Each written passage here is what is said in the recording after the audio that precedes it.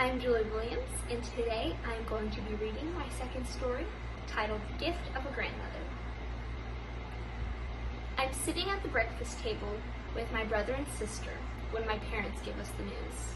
I'm face deep in pancakes and syrup when they drop the bomb. My grandma is getting a new kidney. We've been waiting for this moment for years. My grandmother's been battling kidney failure for over a decade now, and my grandparents jumped at the opportunity to give her a rejuvenated life. She's suffering on dialysis 3 days a week. This has been going on for 3 years. She was constantly tired and never felt the best. However, she wanted to be here for us. She has 12 grandchildren who are her pride and joy. And with this kidney, she could be our supporter. After many hours of prayer and anticipation, we finally got the call from my grandfather. The surgery went smoothly, and we were all happy for a new future with my grandmother. The kidney was a blessing, and my grandma was going to live much longer. After about a week post-operation, my grandma had another surgery to fix a hole in her colon.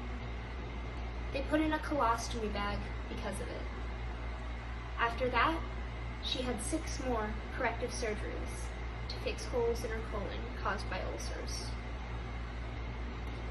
She was put on a ventilator. Her new kidney failed, so she was put back on dialysis. She was then diagnosed with a fungal lung infection, and this caused her organs to fail. She was fighting hard, but we weren't expecting much.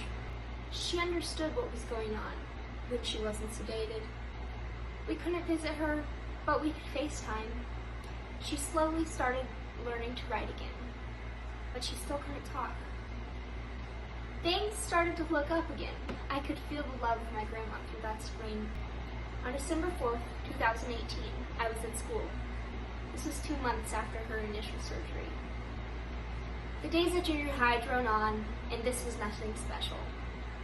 As usual, English class sucked. We had a debate about euthanasia, which was not only very heated, but also emotional. I was so eager to get out of that class. All I wanted was to hang out with my Scholar Bowl team. All my best friends were on the team, and I just had to wait until the end of the day. After school was when my team met, which meant I could play on my phone. I had messages and such, but most importantly Pinterest, which I spent over half my free time on. I decided to check my messages beforehand, and I find one from a lady at my church. I assume that this message is for my dad, and so I decided to read it and forward it to him. "Sorry for your loss," I read. I was in shock. I kept reading the message over and over. I couldn't cry. All I could do was freeze. My grandmother was dead. And the worst part was, a stranger told me this over a text message. Funerals were the worst. Tears streamed down the face of my cousins and grandfather. Eulogies were made with heart-wrenching stories. Dolores was not only a grandma to me, but to everyone else in our town. Every child was pained to see her go, but watching my grandpa hurt was what hurt us all the most. As I sat in the church pew, I ached for familiarity. I needed those who I loved. I needed my grandmother.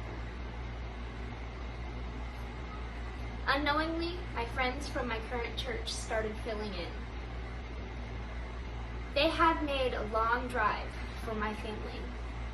They took their own time to go to a town, to go to a funeral where they knew no one, in a church filled with old people, which was super depressing. They did this because of love. I was showered with love and affection in the darkest moment of my life. I couldn't have been more grateful for their love and compassion. They weren't here for themselves.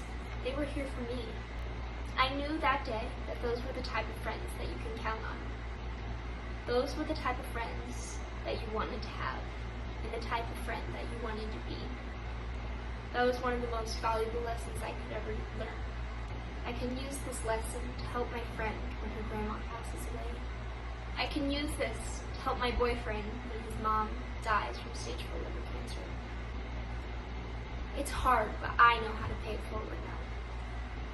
I know now that even when you aren't affected greatly by something, someone you love can be. They can be hurt and broken, but the best way to help them may not be what you expect. It is just to be there.